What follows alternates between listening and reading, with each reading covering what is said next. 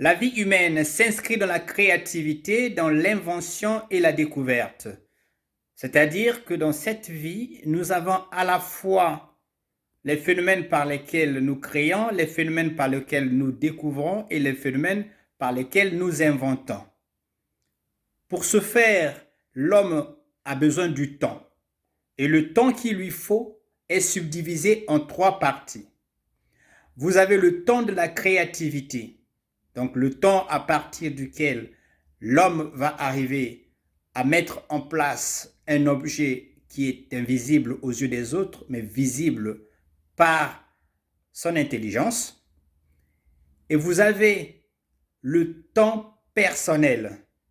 C'est le temps à partir duquel l'homme va vaquer à ses propres occupations, c'est-à-dire l'homme va s'occuper à la fois de sa famille, à la fois de ses amis, son voisinage et de ses loisirs. Et de surcroît, l'homme va avoir un autre temps, c'est le 3e temps. C'est le temps de vie. Le temps de vie, c'est pas du temps personnel, c'est le temps à partir duquel l'homme va pouvoir former les autres, se former lui-même et apprendre de lui-même ou apprendre des autres. Donc le temps de vie, c'est le temps à partir duquel l'homme va se partager dans la formation, dans l'initiative et dans l'apprentissage.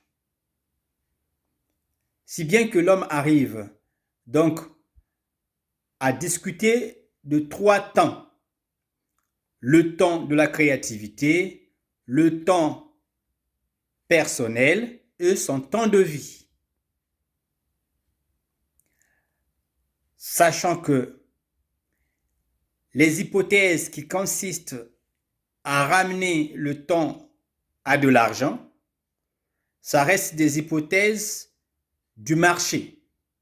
Ça reste de l'hypothèse des rapports dominants-dominés. C'est pour cette raison, dire que le temps c'est de l'argent, c'est pas faux. Mais c'est parce que derrière, on a aligné une rémunération.